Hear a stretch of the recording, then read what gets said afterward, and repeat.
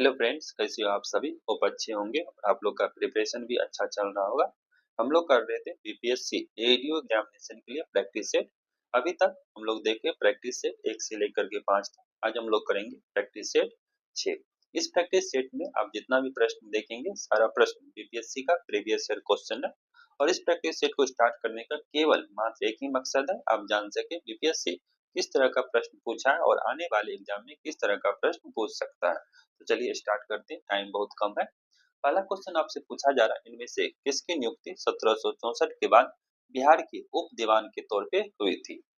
यहाँ पे 5 ऑप्शन दिया गया, आपको चूज करना कौन सा ऑप्शन करेक्ट है। देखिए, बक्सर की लड़ाई 1764 में होता है। बक्सर की लड़ाई के बाद बंगाल, बिहार, उड़ीसा, इन तीनों का दीवानी अधिकार ईस्ट इंडिया कंपनी को प्राप्त हो जाता है। इसके बाद ईस्ट इंडिया कंपनी उप दीवान नियुक्त करते हैं, एक बंगाल, दूसरा बिहार का। तो बंगाल में उप दीवान नियुक्त करते हैं रेजा खां को और बिहार में नियुक्त करते हैं सिताब रॉय को। तो आपसे पूछा जा रहा है बिहार के उप दीवान किसे नियुक्त करते हैं, तो राइट आंसर 1 का बी, क्वेश्चन नंबर 2। नवंबर 2016 में मुद्रा के विमुद्रीकरण का मूल्य लगभग 15,41,793 करोड़ रुपया था।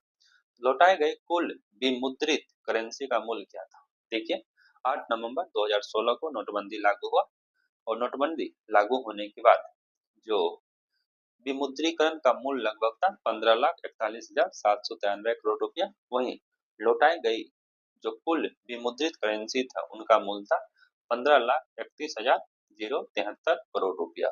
सो 2 का जो राइट आंसर आपका बी, क्वेश्चन नंबर 3। निम्नलिखित में से किस संगठन को सूचना का अधिकार कानून 2005 के अधीन छूट प्राप्त संगठन की सूची में शामिल किया गया है? देखिए, computer emergency response team, that is CERT, CERT, है ना। इसको सूचना के अधिकार कानून 2005 के अधीन छूट प्राप्त संगठन की सूची में शामिल किया गया। सर्ट की बात करें तो सर्ट एक कंप्यूटर सुरक्षा से जुड़ी घटनाओं पर प्रतिक्रिया देने के लिए राष्ट्रीय नोडल एजेंसी है और इसका मुख्य उद्देश्य जो है आम नागरिक में सुरक्षा जागरूकता को बढ़ाना। सो राइट आंसर है 3 का, that is a, question number 4। शिक्षा का अधिकार अधिनियम 2009 अस्तित्व में कब आया? है ना, शिक्षा का अधिकार अधिनियम।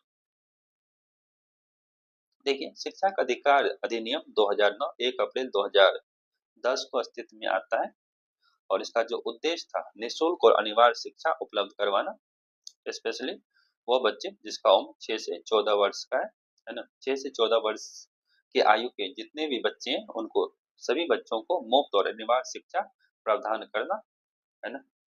सो 4 का जो राइट आंसर है 1 अप्रैल 2010। आप लोग बताइए, शिक्षा का अधिकार किस संविधान संशोधन के तहत जोड़ा गया? Question number 5। पृथ्वी के क्रोट में सर्वाधिक पाए जाने वाले तत्व कौन है? देखिए, पृथ्वी के क्रोट में सर्वाधिक मात्रा में पाए जाने वाले निकेल और आयरन है, नीफे, NiFe।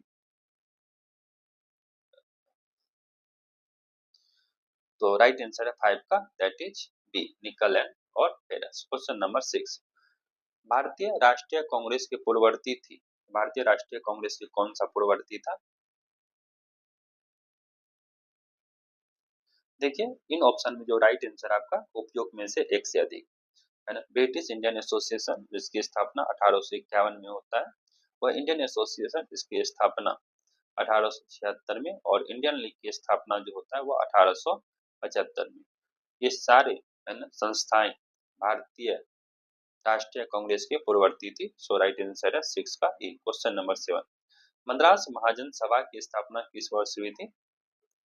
देखिए, मद्रास महाजन जो सभा है इनका गठन 1884 ईस्वी में होता है और किसके द्वारा से गठन किया जाता है?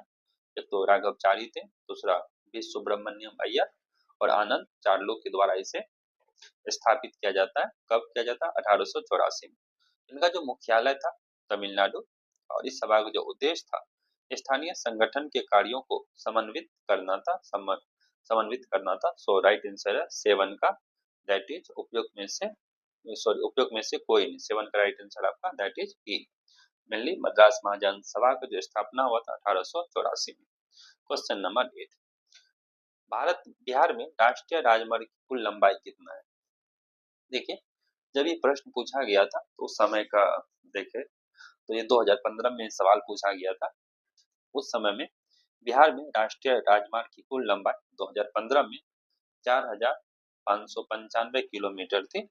वहीं 2022 के अंत में बिहार में राष्ट्रीय राजमार्ग की लंबाई 5,030 किलोमीटर पहुंच गई और अभी 2026 है तो इनकी जो लंबाई और भी बढ़ गया होगा। तो आप जो रिसेंट डाटा है उसको एक बार जरूर देख लीजिएगा। क्वेश्चन नंबर 9, बिहार के किस जिले में सोमेश्वर पहाड़ी स्थित है? देखिए, बिहार बिहार के जिस जिले में सोमेश्वर पहाड़ी स्थित है वह है पश्चिमी चंपारण, है ना। और सोमेश्वर पहाड़ी जो है ना तराई में स्थित शिवालिक हिमालय का भाग है। इनकी जो सर्वोच्च चोटी है वह है सोमेश्वर किला, जिसका विस्तार बिहार और नेपाल सीमा के बीच 75 वर्ग किलोमीटर है ना। बिहार के किस जिले में सोमेश्वर पहाड़ी स्थित है? पश्चिमी Champaran. Next question number 3, Bihar का कौन सा शहर 5 पहाड़ियों से घिरा है? बिहार के वह शहर जो 5 पहाड़ियों से घिरा है वह है राजगीर। देखिए, बिहार राज्य के नालंदा जिले में राजगीर शहर है। यह कभी मगध साम्राज्य की राजधानी हुआ करती थी। यह 5 पहाड़ियों से घिरा हुआ है और इसका जिक्र महाभारत और रामायण में मिला है। अब ये कौन कौन 5 पहाड़ी है उनका नाम याद रखिए। एक तो हो गया आपका विपुलगिरी, उसके बाद रत्नागिरी,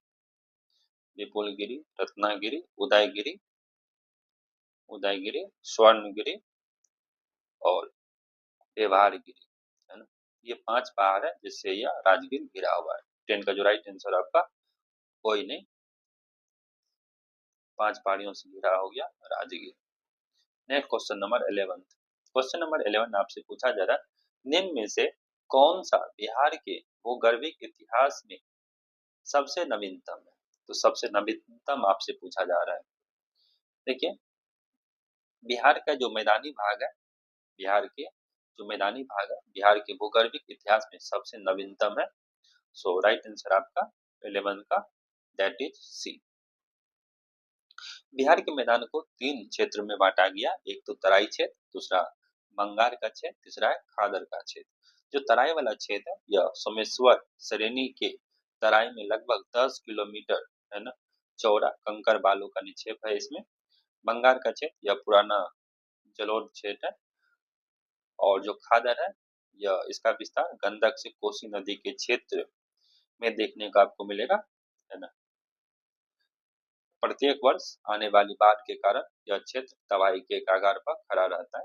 राइट आंसर आपका 11 का C. Question number 12, question number 12 आपसे पूछा जा रहा है बिहार में अलग प्रांत के लिए आंदोलन जिसके परिणाम स्वरूप वर्ष 1911 में बिहार एवं उड़ीसा के नए प्रांत का निर्माण हुआ का नेतृत्व किया था?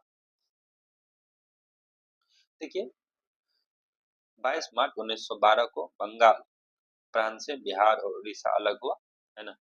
फिर भारत शासन अधिनियम 1935 के तहत 1 अप्रैल 1936 को बिहार उड़ीसा से अलग होता है और 15 नवंबर 2000 को झारखंड से अलग होता है। तो 3 डेट याद रखिएगा, 22 मार्च 1912, है ना, 1 अप्रैल 1936 और 15 नवंबर 2000। पिछले प्रैक्टिस सेट में इस क्वेश्चन को हम लोग जिक्र किए हैं 15 नवंबर 2000। तो 22 अप्रैल को बंगाल से 22 मार्च को बंगाल से, 1 अप्रैल को उड़ीसा से और 15 नवंबर को झारखंड से। तो आपसे ये पूछा जा रहा है 1911 में बिहार उड़ीसा के नए प्रांत का निर्माण हुआ, उसका नेतृत्व किसने किया था? 12 का जो राइट आंसर आपका दैट इज स्वामी सच्चिदानंद सिन्हा, है ना। एक्चुअली क्या हुआ था, बिहार में अलग प्रांत का निर्माण करने के लिए चलाए गए आंदोलन का नेतृत्व सच्चिदानंद सिन्हा और महेश नारायण द्वारा किया गया था। जबकि 1911 में केंद्रीय विधान परिषद में बंगाल से बिहार के विभाजन का प्रस्ताव डॉक्टर सच्चिदानंद सिन्हा एवं मोहम्मद अली पेश किए थे। और जो संविधान सभा का पहली बैठक है है ना, 9 दिसंबर 1946 को इनकी अध्यक्षता सच्चिदानंद सिन्हा द्वारा ही किया गया। तो इनमें जो राइट आंसर आपका दैट इज सच्चिदानंद सिन्हा। 12 का C. Question number 13। Question number 13 कहते हैं निम्नलिखित में से कौन सी जोड़ी सही नहीं है।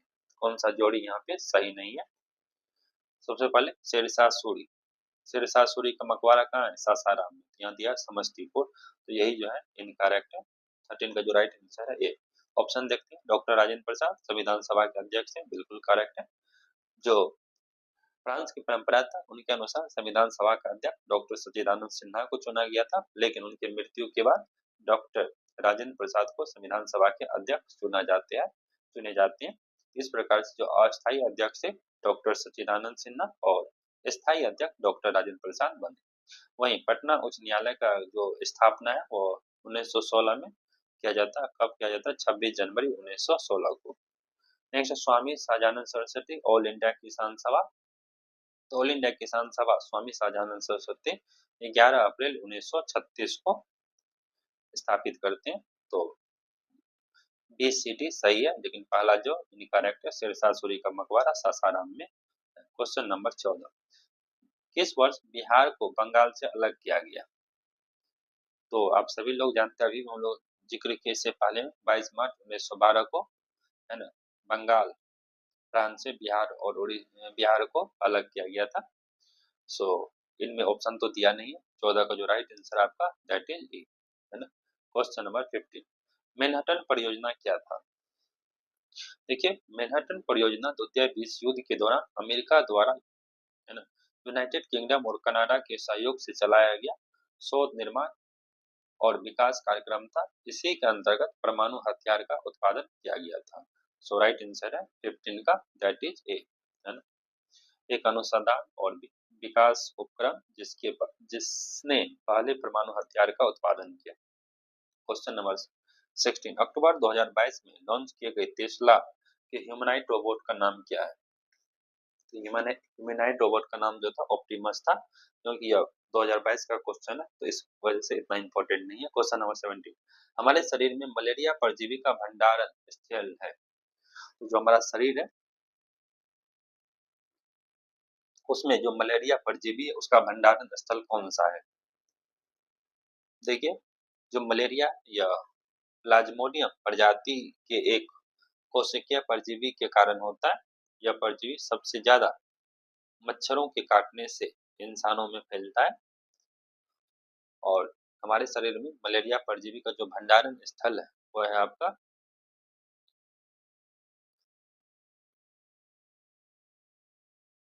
यकृत, है ना। 17 का जो राइट आंसर है आपका सी।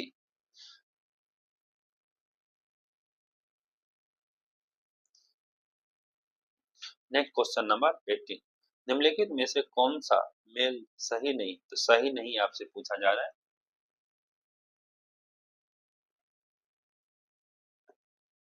देखिए इनमें जो राइट आंसर आपका 18 का दैट इज बी।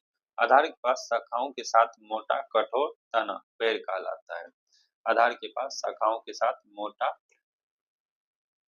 कठोर और तना पेड़ कहलाता है। मेनली जो पर्णवृंत होते हैं वह पत्ती के तने, जो पत्ती के तने होते हैं, पत्ती को तने से जोड़ने का काम करता है, ये तो सही है।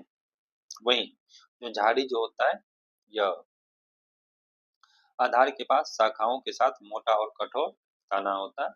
तो यहाँ पे पेड़ नहीं होना चाहिए बल्कि यहाँ पे होना चाहिए यह झाड़ी, है ना। और लता तो आप लोग जानते हैं कमजोर तना जो सीधा खड़ा नहीं हो सकता।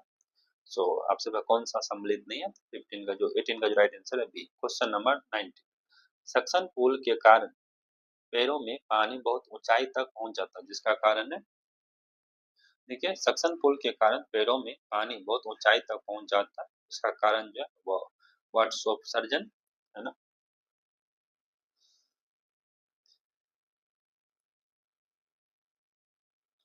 वाष्पोत्सर्जन की खिंचाव जैविक प्रक्रिया है जिसके द्वारा जाइलम ऊतक के भीतर खिंचाव बल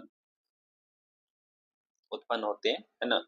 उत्पन्न बल पानी को जाइलम पाइप में ऊपर की ओर जाने में मदद करता है। क्वेश्चन नंबर 19 के बाद क्वेश्चन नंबर 20। पौधों अपना पोषक तत्व मुख्यतः किससे प्राप्त करते हैं? देखिए जो पौधा होता है ना, वह अपना पोषक तत्व मिट्टी से प्राप्त करते हैं, यानी राइट आंसर जो आपका मृदा मृदा है ना, मृदा से प्राप्त करते हैं। और भोजन, पौधा जो अपना भोजन बनाता है वह जिस प्रक्रिया से बनाता है उसे प्रकाश संश्लेषण कहते हैं। क्वेश्चन नंबर 21, डीएनए का कौन सा भाग प्रोटीन की सूचना देता है? देखिए डीएनए का वह भाग जो प्रोटीन के लिए जानकारी प्रदान करता है वह है जीन। प्रत्येक जीन प्रत्येक मानव कोशिका के अंदर पाए जाते हैं और जिन्हें केवल शक्तिशाली माइक्रोस्कोप से देखा जा सकता है। सो राइट आंसर जो आपका 21 का सी। क्वेश्चन नंबर 22, पाचन के बाद प्रोटीन किसमें परिवर्तित होता है? देखिए पाचन क्रिया प्रारंभ होने पर प्रोटीन एमिनो एसिड में परिवर्तित होता है। तो 22 का जो राइट आंसर आपका दैट इज एमिनो एसिड। वहीं वसा जो है या ग्लिसरॉल में परिवर्तन होता है और जो कार्बोहाइड्रेट है यह ग्लूकोज में टूट जाता है। प्रोटीन जो है एक जटिल नाइट्रोजन युक्त पदार्थ है जो लगभग 18 से 20 एमिनो एसिड के विभिन्न संयुगों से बना होता है ना। इनके अलावा प्रोटीन की कमी से कई तरह की बीमारी हमें देखने को मिलता, शारीरिक और मानसिक वृद्धि रुक जाती है। शिशु में सूखा रोग जिसे मेरामस कहते हैं और एक मेरामस, और एक जो रोग होता है वह है क्वाशीक्योर, है ना, क्वाशीक्योर है ना, क्वाशियोर कोड नामक बीमारी भी होता है प्रोटीन की कमी से। तो दोनों याद रखिएगा। क्वेश्चन नंबर 23, अधिकतर एंजाइम होते हैं, देखिए अधिकतर एंजाइम जो होते हैं वह प्रोटीन होते हैं। 23 का जो राइट आंसर है दैट इज ए। अनेक जटिल प्रोटीन मेटाबॉलिक प्रक्रिया में एंजाइम का कार्य करते हैं। एंजाइम एक जैव उत्प्रेरक है जो शरीर में लगातार होने वाले जैव रासायनिक क्रियाओं में सहायता करते हैं। क्वेश्चन नंबर 24, निम्नलिखित में से कौन सा रेडियो धर्मी तत्व नहीं है? तो रेडियो धर्मी तत्व कौन सा नहीं है? देखिए इन ऑप्शन में जो राइट आंसर आपका दैट इज केडियम, है ना। केडियम जो है रेडियो धर्मी तत्व नहीं है, जबकि uranium, thorium, uranium, thorium, radium ये सारे जो है रेडियो धर्मी तत्व है। क्वेश्चन नंबर 25, निम्नलिखित में से कौन सा अल्कोहल पेय के लिए उपयुक्त है? देखिए 100% शुद्ध एथेनॉल को पूर्ण शराब कहा जाता है। इसका निर्माण शुद्धिकृत स्प्रिट से किया जाता है। तो इसका उपयोग ईंधन के रूप में भी किया जाता है। सो 25 का जो राइट आंसर है that is C. Question number 26, glucose को एथिल अल्कोहल में परिवर्तित करने वाला एंजाइम है। जो ग्लूकोज है उसको एथाइल अल्कोहल में जो परिवर्तित करने वाला एंजाइम वो कौन सा है? देखिए जाइमेज एंजाइम ग्लूकोज को एथिल अल्कोहल में परिवर्तित करता है। सो 26 का जो राइट आंसर है दैट इज जाइमेज, है ना। यह एंजाइम किण्वन प्रक्रिया के माध्यम से यह क्रिया करता है। क्वेश्चन नंबर 27, पानी में घुलने पर उसे कठोर बनाने वाला यौगिक है। देखिए वह यौगिक जो पानी में घुलने पर पानी को कठोर बना देता है वह है calcium carbonate, sorry calcium bicarbonate, है ना। सो राइट आंसर 27 का सी।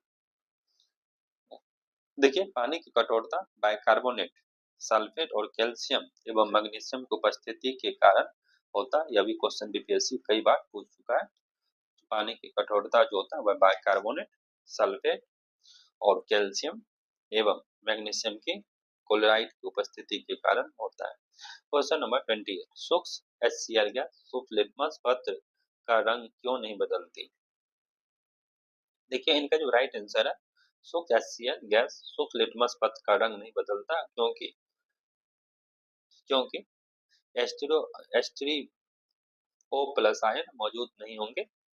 लिटमस केवल H3O प्लस आयन की उपस्थिति में रंग बदलता है ना।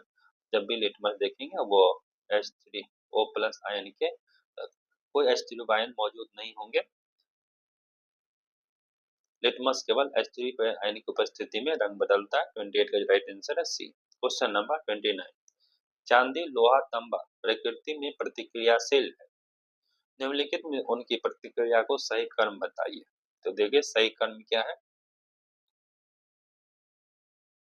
देखिए अगर आप रिएक्टिविटी सीरीज को जानते होंगे तो कोई नहीं कार मांगे, आलू जरा फीके पकाता है, कौन है, आगे आओ। तो इनके अनुसार अगर हम देखें तो जो राइट आंसर होगा 29 का, दैट इज ई, है ना। इनमें से कोई भी सही नहीं। जो होना चाहिए चांदी, उसके बाद तांबा और लोहा, चांदी, तांबा और लोहा। Next question number 30। एक तत्व के समस्थानिक अलग अलग होते हैं। देखिए, ऐसे तत्व जिनका परमाणु क्रमांक समान होते हैं और जो द्रव्यमान होते हैं वो अलग होते हैं, उसे हम लोग समस्थानिक कहते हैं, आइसोटॉप्स कहते हैं। तो ध्यान रखिएगा, जो आइसोटॉप्स होते हैं उसका एटॉमिक नंबर तो सेम होगा, लेकिन मास नंबर डिफरेंट होगा। Atomic number same, mass number different, है ना। इसी को हिंदी में हम लोग समस्थानिक कहते हैं। तो इनमें पूछा जा रहा है एक तत्व समस्थानिक अलग अलग होते हैं, तो क्या इसमें अलग होते हैं? 30 का जो राइट आंसर आपका दैट इज द्रव्यमान संख्या, है ना, द्रव्यमान संख्या। और अगर हम देखें इसका कुछ नंबर ऑफ इलेक्ट्रॉन जो होता है वो प्रोटॉन के बराबर होता है, और यही होता है परमाणु संख्या एटॉमिक नंबर के बराबर। न्यूट्रॉन और प्रोटॉन को जोड़ दीजिएगा तो ये बनेगा एटॉमिक मास, यानी परमाणु द्रव्यमान के बराबर, है ना। Number of electron, number of proton, परमाणु संख्या, और न्यूट्रॉन और प्रोटॉन को जोड़ दीजिएगा तो ये बनेगा आपका एटॉमिक मास यानी परमाणु द्रव्यमान। Next question number 31। नाभिकीय रिएक्टर में DTO का प्रयोग होता है। DTO का इसलिए प्रयोग होता है, देखिए नाभिक रिएक्टर में DTO का प्रयोग एक मंडक के रूप में होता है। सो राइट आंसर जो है 31 का सी। क्वेश्चन नंबर, इनके अलावा कुछ और पॉइंट देखिए, ध्यान रखिएगा। न्यूट्रॉन को धीमा करने के लिए न्यूट्रॉन मॉडरेटर के रूप में कार्य करता है, जबकि यूरेनियम 238 की तुलना में विखंडनीय यूरेनियम 235 के साथ प्रतिक्रिया करने की अधिक संभावना है। भारी जल एक यौगिक है जो ऑक्सीजन और ड्यूटेरियम से बना होता है। भारी जल को ड्यूटेरियम ऑक्साइड भी कहा जाता है। Question number 32। एक वर्णी प्रकाश के माध्यम से दूसरे माध्यम में प्रवेश करता है, निम्नलिखित में कौन सा गुण नहीं बदलता? देखिए, जब एक वर्णी प्रकाश एक माध्यम से दूसरे माध्यम में प्रवेश करता है तो जो गुण नहीं बदलता है वह है उनका फ्रीक्वेंसी, आवृत्ति। 32 का जो राइट आंसर आपका that is a. Let's see question number 33। हालांकि दृश्य प्रकाश में जल पारदर्शक होता है, दूरस्थ वस्तुओं को जल का महीन बूंदों से निर्मित कोहरों में नहीं देखा जा सकता। क्या इसलिए होता है क्योंकि,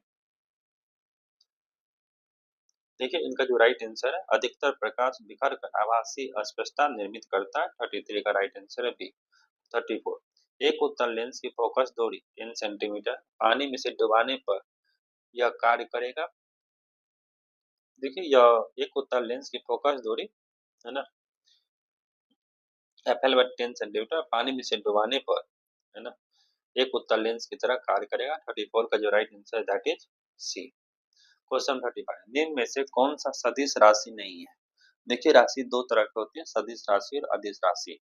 जो अदिश राशि यानी स्केलर क्वांटिटी, स्केलर क्वांटिटी में केवल मैग्नीट्यूड होता है और डायरेक्शन नहीं होता। वही जो सदिश राशि है यहाँ पे परिमाण के साथ साथ यहाँ पे आपको दिशा भी होगा, magnitude as well as direction होता है। आपसे पूछा जाए कौन सा सदिश राशि नहीं है, देखिए इन ऑप्शन में जो राइट आंसर आपका दैट इज गति, यानी स्पीड जो है स्केलर क्वांटिटी अदिश राशि। Question number 36। प्रकाश वर्ष मात्रक, प्रकाश वर्ष किसका मात्रक है? प्रकाश वर्ष जो है यह मात्रक है दूरी का, राइट आंसर आपका दूरी। और ये भी याद रखिएगा जो एक प्रकाश वर्ष होता है वो वन प्रकाश वर्ष, 1 लाइट ईयर, ये जो होता है आपका 9.46 इंटू 10 की पावर 15 मीटर के बराबर होता है। क्वेश्चन नंबर 36 हो गया। 37। निम्नलिखित में से कौन सा मूल भौतिक राशि है? देखिए ऐसी राशि जो एक दूसरे से स्वतंत्र रहती है और जिन्हें एक दूसरे से बदला नहीं जा सकता, है ना, मूल भौतिक राशि कहलाती है। तो उपरोक्त में से जो है वह है 37 का दैट इज विद्युत धारा। विद्युत धारा एक मूल भौतिक राशि है। Question number 38। भारत के प्रथम उपग्रह संयंत्र कहाँ लगा था?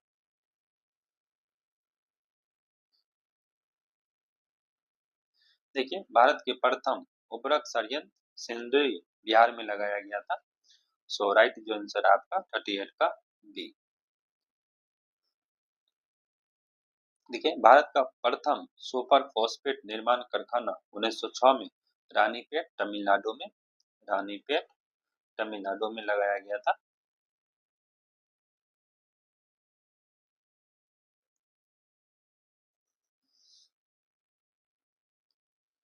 क्वेश्चन नंबर 38 हो गया 39।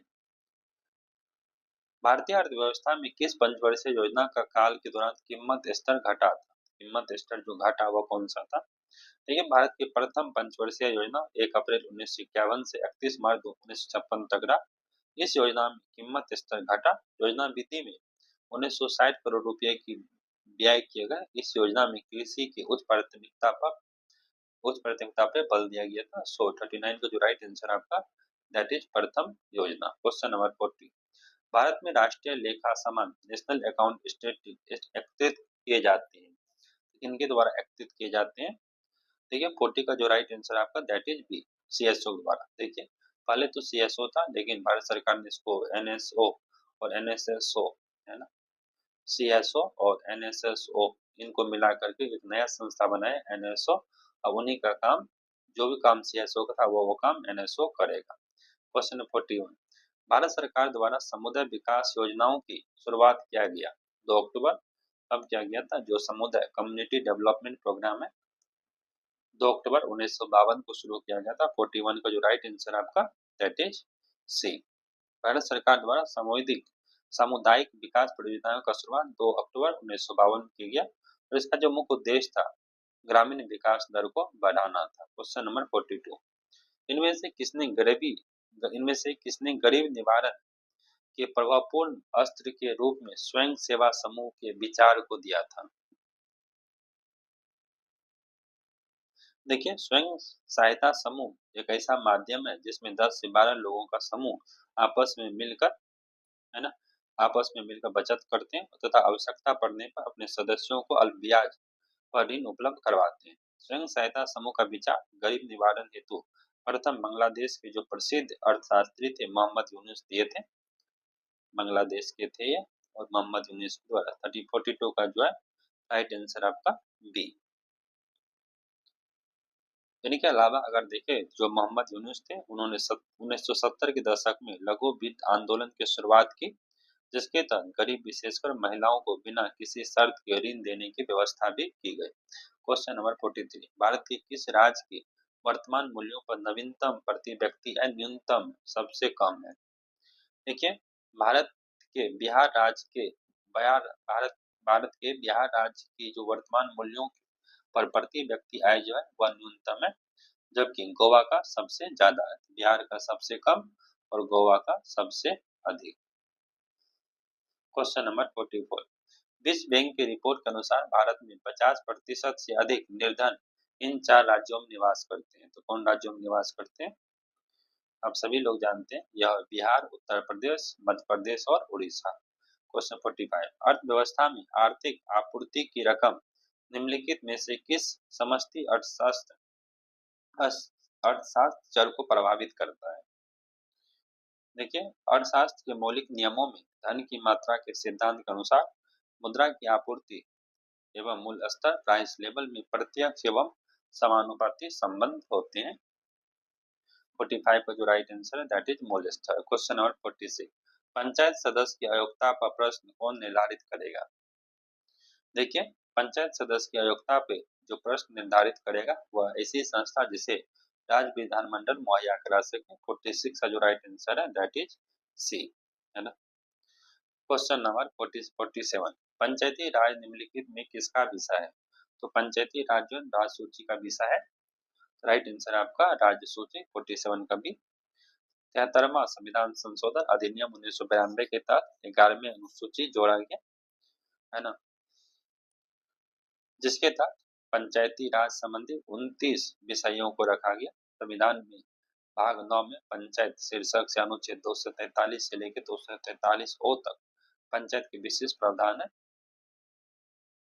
और इसे 7वीं अनुसूची के राज सूची में रखा गया है। तो ध्यान रखिएगा, पंचायती राज व्यवस्था 73rd कॉन्स्टिट्यूशनल अमेंडमेंट एक्ट 1992 है ना। इनके अलावा जो इसमें कितने सब्जेक्ट है, 29 सब्जेक्ट है।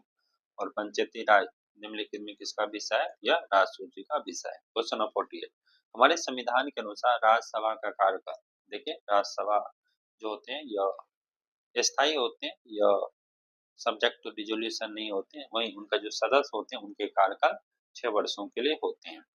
तो आपसे पूछा 48 का जो राइट आंसर हो जाएगा समाप्त होने का विषय नहीं है। क्वेश्चन नंबर 49, भारत का प्रधानमंत्री मुखिया है। भारत का प्रधानमंत्री मुखिया होता है, किसका होता है, केंद्र सरकार का। 49 का जो राइट आंसर आपका दैट इज बी, क्योंकि भारत में संसदीय शासन व्यवस्था है जिसमें केंद्र की सरकार तथा राज्यों की सरकार अपने अपने क्षेत्रों को स्वतंत्र रूप से कार्य करती है। प्रधानमंत्री केंद्र सरकार का मुखिया होता है, वही मुख्यमंत्री राज्य सरकार का। क्वेश्चन नंबर 50, वित्त बिल के लिए किसकी पूर्व स्वीकृति होना आवश्यक है ना। देखिए 49 जो 50 का जो राइट आंसर है दैट इज राष्ट्रपति। धन विधेयक अनुच्छेद 110 अथवा वित्त विधेयक को राष्ट्रपति की पूर्व अनुमति में लोकसभा में पेश किया, प्रायर परमिशन ऑफ प्रेसिडेंट आवश्यकता होता है। सो राइट आंसर है 50 का C. Question number 51, question number 51 आपसे पूछा जा रहा है 18वीं लोकसभा के लिए प्रोटेम स्पीकर के रूप में किसे चुना गया। देखिए जो 18वीं लोकसभा थे उनके 18वीं लोकसभा के लिए प्रोटेम स्पीकर के रूप में भर्तृहरि महताब को चुना गया। राइट आंसर आपका भर्तृहरि महताब। नए अध्यक्ष का चुनाव होने तक लोकसभा की कार्यवाही का संचालन एवं नए सदस्यों को शपथ देना प्रोटेम स्पीकर का प्रमुख कार्य होता है। और इनकी जो नियुक्ति किया जाता है राष्ट्रपति के द्वारा, राष्ट्रपति इसे शपथ दिलाते हैं। क्वेश्चन नंबर 52, निम्नलिखित में से कौन सा दस्तावेज आम बजट के साथ लोकसभा में प्रस्तुत नहीं किया जाता है।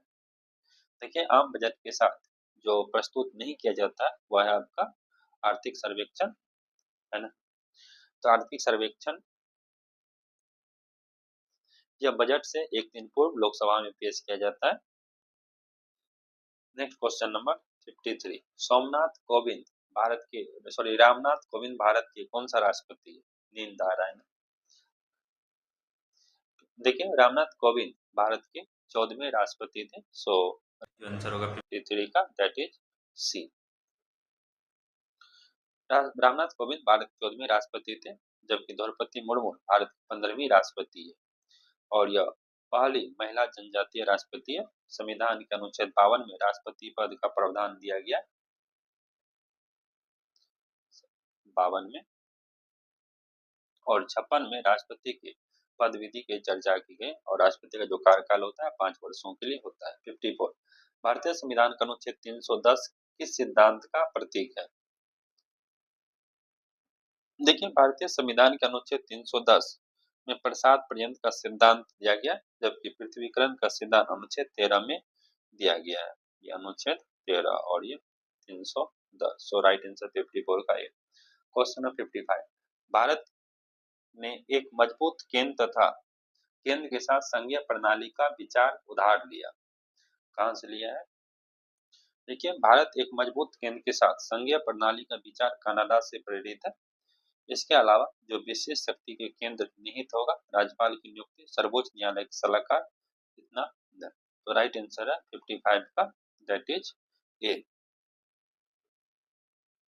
क्वेश्चन नंबर 56, निम्नलिखित में से कौन सा राज्य सन 1949 में भारतीय संघ में सम्मिलित हुआ।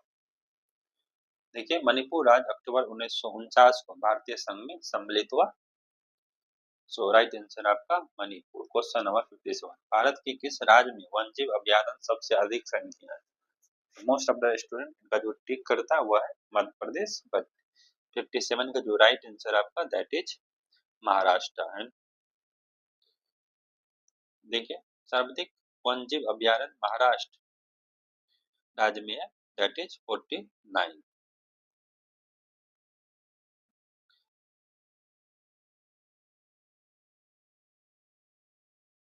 भारत में सर्वाधिक वन्यजीव अभयारण्य अंडमान निकोबार द्वीप समूह में जो है 97, और वर्तमान में 573 वन्यजीव अभयारण्य। तो राज्य में हो गया महाराष्ट्र।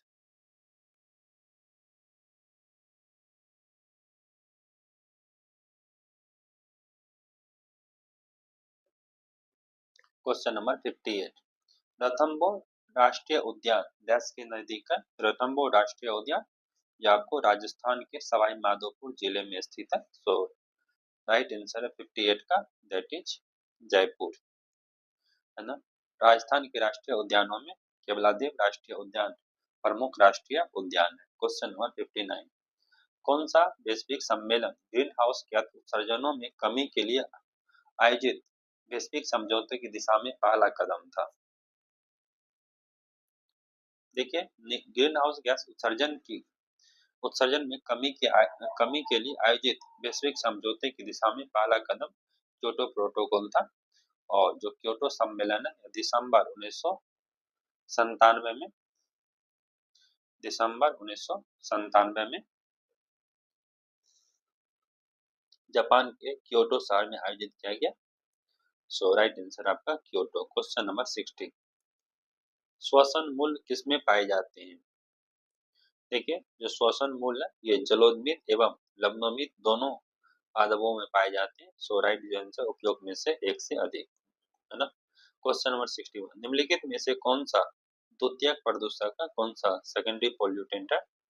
देखिए, प्राथमिक प्रदूषक की परस्पर क्रिया और प्रतिक्रिया द्वारा निर्मित प्रदूषकों को ही द्वितीय प्रदूषक कहते हैं। जैसे पेन हो गया, SO2 हो गया, है ना। सो 61 को जो राइट आंसर होगा उपयोग में से एक से अधिक।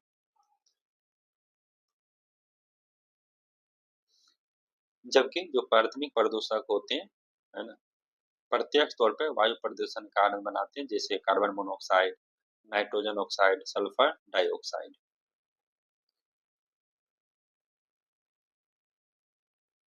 नेक्स्ट क्वेश्चन नंबर 62, पारिस्थितिक तंत्र में ऊर्जा प्रवाह का 10% नियम दिया गया था।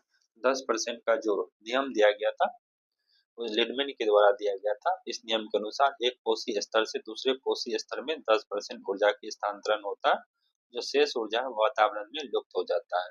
यह नियम जो लिडमैन के द्वारा दिया गया था। क्वेश्चन नंबर 63, जनगणना 2011 के अनुसार अनुसूचित जनजाति का अधिकतम प्रतिशत किस राज्य में पाया जाता है? यह क्वेश्चन दरोगा में भी पूछा गया है।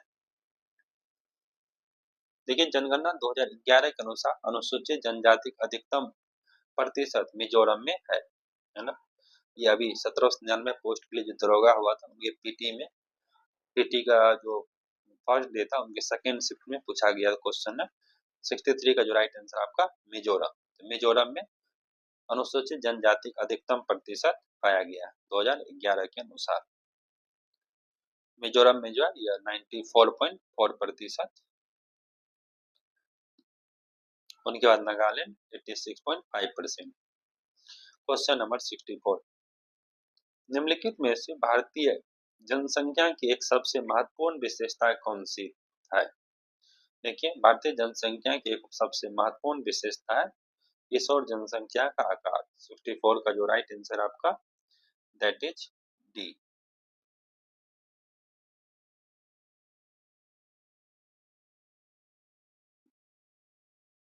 क्वेश्चन नंबर 65, 2011 की जनगणना के अनुसार भारतीय किस राज्य के आदिवासियों का आबादी का प्रतिशत उसके कुल आबादी की तुलना में सबसे अधिक है?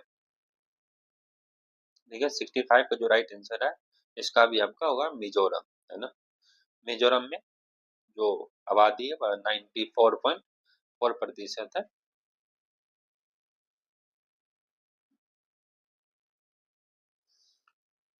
क्वेश्चन नंबर 66, विश्व की सबसे ऊंची चोटियां किस प्रकार के पर्वतों में पाई जाती है?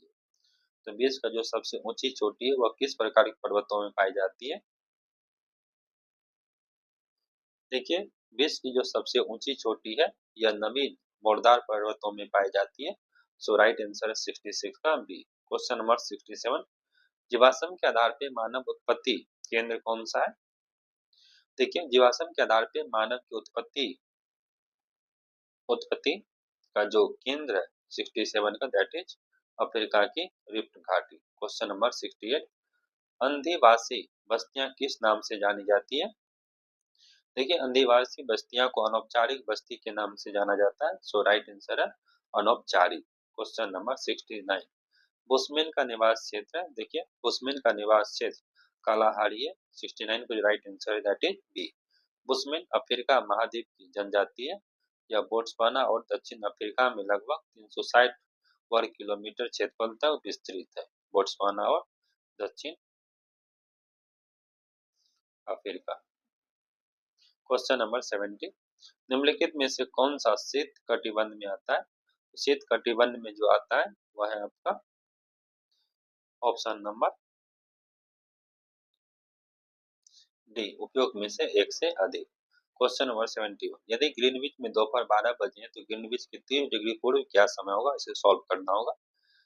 तो इनका जो राइट आंसर 71 का जो राइट आंसर है that is a. Question number 72, निम्नलिखित में से कौन सा शहर सबसे पहले सूर्यास्त का अनुभव करता है? तो सबसे पहले जो सूर्यास्त का अनुभव करता है वह है आपका सिडनी। 72 का जो राइट आंसर आपका that is a. Question number 73, Bharat में चीनी उद्योग के बारे में निम्नलिखित में से कौन सा कथन सही है? तो कौन सा कथन सही मांग रहा है आपसे? 73 का जो है उपयोग एक से अधिक। उत्तर प्रदेश चीनी का दूसरा सबसे बड़ा उत्पादक है। देखिए, 2021-22 के आंकड़ों के अनुसार उत्तर प्रदेश को पीछे छोड़ते हुए महाराष्ट्र चीनी उत्पादन में शीर्ष राज्य बन गया है। तो चीनी उत्पादन में उत्तर प्रदेश चीनी का दूसरा सबसे बड़ा उत्पादक, वहीं पहला जो है वह है आपका महाराष्ट्र। महाराष्ट्र यह वजन कम करने वाला उद्योग है। देखिए, उत्तर प्रदेश में सबसे बड़ा इथेनॉल उत्पादक उत्पादक है ना। तो दूसरा भी तो सही है। महाराष्ट्र देश में अग्रणी चीनी उत्पादक रूप में उभरा है, सही है। सो 73 का जो राइट आंसर है डी। क्वेश्चन नंबर 74, निम्नलिखित में से कौन सी विशेषता मैंग्रोव वनों की संबंधित है? देखिए, मैंग्रोव वन से जो संबंधित विशेषताएं हैं वह उपयोग में से एक से अधिक।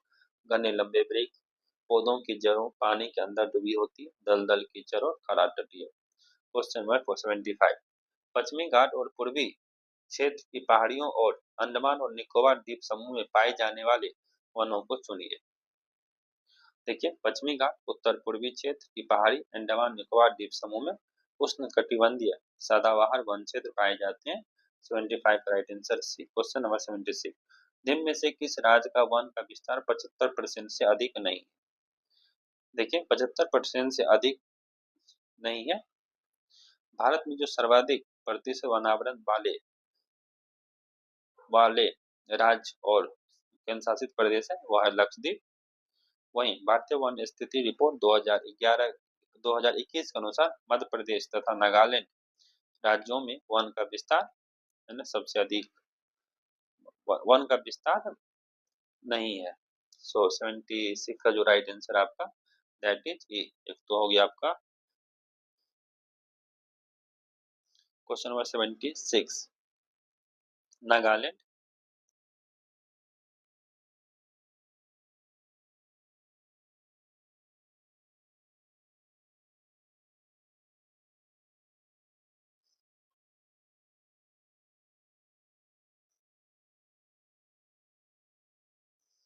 नागालैंड और मध्य प्रदेश। क्वेश्चन नंबर 70, भारत की सबसे ऊंची पर्वत श्रेणी को कहते हैं? भारत की जो सबसे ऊंची पर्वत श्रेणी है उसको क्या कहते हैं? देखिए, भारत का जो सर्वोच्च पर्वत शिखर है गॉडविन अस्तीन केटू केराकोरम श्रेणी में स्थित है। इस शिखर की ऊंचाई 8,600 से 11 मीटर है। सो राइट आंसर जो होगा दैट इज 77 का सी, केटू। भारत की सबसे ऊंची पर्वत श्रेणी केटू है। वहीं कंचनजंगा दुनिया की तीसरी सबसे ऊंची पर्वत श्रेणी है। क्वेश्चन नंबर 78, भारत के पूर्वी घाट की सबसे ऊंची चोटी है। भारत की जो पूर्वी घाट है उसकी सबसे ऊंची चोटी कौन है? भारत के पूर्वी घाट की सबसे ऊंची चोटी महेंद्रगिरी है। राइट आंसर है 78 का सी, है ना। वही संपूर्ण पूर्वी घाट की जो सबसे ऊंची चोटी है वो जिंदागिरा है, आंध्र प्रदेश के विशाखापट्टनम में अवस्थित है। क्वेश्चन नंबर 79, निम्नलिखित में से कौन सा दक्षिण से उत्तर की ओर हिमालय पर्वतमालाओं का सही क्रम? तो देखिए यहाँ पे क्या पूछ रहा है वो, दक्षिण से उत्तर, उत्तर से दक्षिण नहीं, दक्षिण से उत्तर। तो उत्तर से अगर दक्षिण दे केराकोरम लद्दाख, है ना, केराकोरम लद्दाख जास्कर और फिर पंजाब। लेकिन जस्ट उल्टा दक्षिण से, तो उल्टा क्या हो जाएगा, केराकोरम लद्दाख जास्कर और फिर पंजाब। 79 का जो राइट आंसर होगा that is B. Question number 80, निम्नलिखित में से किसने भारत में थियोसॉफिकल सोसाइटी की स्थापना की? देखिए थियोसॉफिकल सोसाइटी की स्थापना करने वाले जो थे, एक तो एच पी ब्लेट्सकी, दूसरा था कर्नल ओलकोट। और ये थियोसॉफिकल सोसाइटी की स्थापना जो था 1875 में। 80 का जो राइट आंसर है that is B. Question number, और ये भी याद रखिए एनी बेसेंट 1907 से 1933 तक इसकी अध्यक्ष रही थी। एनी बेसेंट 1907 से लेकर के 1933 तक। 81, रामकृष्ण मिशन के संस्थापक कौन थे? तो जानते हैं रामकृष्ण मिशन, जो रामकृष्ण मिशन थे इसकी स्थापना स्वामी विवेकानंद 1857 ईस्वी में किए थे। 1897 ईस्वी में। इसका मुख्यालय पश्चिम बंगाल के बेलूर मठ में है।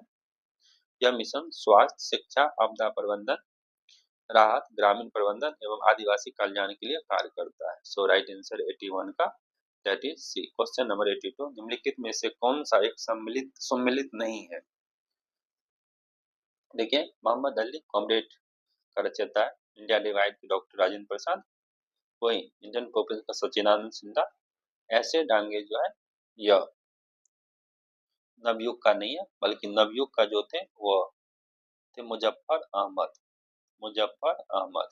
तो ये जो है इनकरेक्टली मैच है। 82 का जो राइट आंसर है दैट इज बी। वही जो ऐसे डांगे थे इनका जो कृति है बुक है उसका नाम क्या था, द सोशलिस्ट। द सोशलिस्ट, यह अंग्रेजी का पेपर है। क्वेश्चन नंबर 83, सन 1872 में बिहार हेलाल आरंभ किया था। तो बिहार हेलल किसके द्वारा?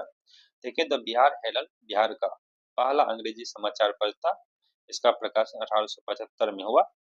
बिहार हेलल का जो आरंभ है 1872 में गुरु प्रसाद सेन के द्वारा किया गया था। 83 का जो राइट आंसर है that is C. Question number 84, Bharat में प्रकाशित होने वाला पहला समाचार पत्र कौन था? देखिए आधुनिक भारतीय प्रेस का प्रारंभ विलियम बोल्ट्स द्वारा एक समाचार पत्र का प्रकाशन हुआ। वहीं 1780 ईस्वी में जेम अगस्ती ने प्रथम समाचार पत्र को प्रकाशित किया, बंगाल गजट। 84 का जो राइट आंसर है दैट इज ए। 85, मुगल बादशाह बहादुर शाह जफर के बारे में कहा जाता था कि उसके साम्राज्य की सीमा थी, उनके साम्राज्य की जो सीमा थी चांदनी चौक से लेकर के पालम तक। 85 का जो राइट आंसर है that is a. Question number 86, Kunwar Singh अंग्रेजों के खिलाफ 1857 के विद्रोह में किस जगह शामिल हुए थे? कुंवर सिंह बिहार के आरा यानी जगदीशपुर से भाग लिए थे। 86 का जो राइट आंसर आपका दैट इज ए। और इसके बाद ये याद रखिएगा, युद्ध में घायल हो जाने के बाद इनका जो मृत्यु होता है कुंवर सिंह का 26 अप्रैल 1858 को। बहुत बार ये क्वेश्चन एग्जाम में पूछा, 26 अप्रैल 1858। क्वेश्चन 87, 1857 में भारत का गवर्नर जनरल कौन था? देखिए जब 1857 का विद्रोह हुआ था तो उस समय में जो गवर्नर जनरल थे, है ना, उनका नाम था लॉर्ड कैनिंग।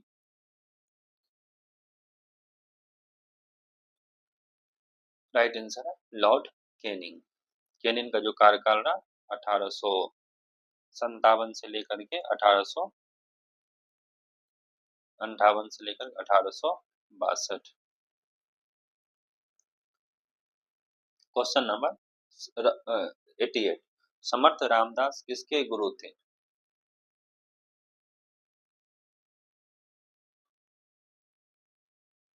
देखिए जो कैनिंग थे 1856 से 62, 1848 से 1856 लॉर्ड डेलोजी थे, उसके बाद लॉर्ड कैनिंग आए थे। क्वेश्चन 88, समर्थ रामदास किसके गुरु थे? या राम शिवाजी के गुरु थे। 88 का जो राइट आंसर आपका दैट इज ए। देखिए स्वामी रामदास का बचपन का नाम नारायण सुरजी पंत थे, है ना। और इनके द्वारा एक किताब लिखा गया था जिसका नाम है दासबोध। यह पॉइंट ध्यान रखिएगा, रामदास के द्वारा जो बुक लिखा गया that is Dasbodh. Question number 89, Maharashtra में वतनदार किस वर्ग को कहा जाता था? जो 89 का जो राइट आंसर आपका दैट इज ए, सामंत वर्ग को जो वतनदार कहा जाता था। तो 90, श्रमजीवी प्रथा किससे संबंधित है? देखिए, जो श्रमजीवी प्रथा थे यह मराठा से संबंधित है, मराठा का भू राजस्व प्रथा से संबंधित है। जो सरजाम थे मूल रूप से सिविल तथा सैन्य सेवा के लिए भूमि अनुदान का ही नाम था। क्वेश्चन नंबर 90 हो गया, ये मराठा का भू राजस्व। जागीर बांटने का फिरोज शाह तुगलक की नीति के पीछे कौन सी शक्ति थी? देखिए, जागीर बांटने की फिरोज शाह तुगलक की नीति के पीछे की जो शक्ति थी वह परंपरागत विशिष्ट वर्ग का समर्पण था, ताकि उलेमाओं और अमीरों को संतुष्ट किया जा सके। 91 का जो राइट आंसर है दैट इज बी। तो 92, निम्नलिखित में से किस सुल्तान ने फलों की गुणवत्ता सुधारने के लिए उपाय किए? देखिए, फलों की गुणवत्ता सुधारने के लिए जो उपाय किए थे, 92 का जो राइट आंसर है that is B, Firoz Shah Tughlaq के द्वारा। क्वेश्चन नंबर 93, तारीख ए मुबारक शाही का लेखक याहिया सिरहिंदी निम्नलिखित में किसके शासनकाल में था? तो तारीख ए मुबारक शाही का जो लेखक है याहिया सिरहिंदी, या मेनली आपको सैयद के शासनकाल में थे। 93 का जो राइट आंसर आपका बी। क्वेश्चन नंबर 93 का 94, राग विबोध ग्रंथ किनके? देखिए, राग विबोध ग्रंथ के जो लेखक है वह सोमनाथ है, राइट आंसर है सोमनाथ। उनके अलावा कलहन के द्वारा राज तरंगिणी लिखा गया। अमीर खुसरो की रचना जो है यानी ख्याल और कवाली है अमीर खुसरो का। एक तो हो गया आपका ख्याल, है ना, कवाली, और सारंगदेव भारत के संगीत शास्त्री थे। क्वेश्चन नंबर 93, गौतम बुद्ध ने अपना प्रथम उपदेश कहाँ दिया था? तो गौतम बुद्ध सबसे पहले अपना उपदेश देते हैं सारनाथ यूपी में। गौतम बुद्ध अपना प्रथम उपदेश सारनाथ में दिया। यह उत्तर प्रदेश के वाराणसी जिले में स्थित है, वाराणसी। क्वेश्चन नंबर 96, महात्मा बुद्ध ने कहा महापरिनिर्वाण प्राप्त किए? देखिए, महात्मा बुद्ध महापरिनिर्वाण जो है वो बुद्ध कहाँ किए थे? कुशीनगर में। 96 का जो राइट आंसर है that is B. Question number 97, Mahatma Buddha का माता का नाम क्या था? महात्मा बुद्ध के माता का नाम महामाया था, राइट आंसर 97 का ए। उनके पिता का नाम शुद्धोधन, है ना।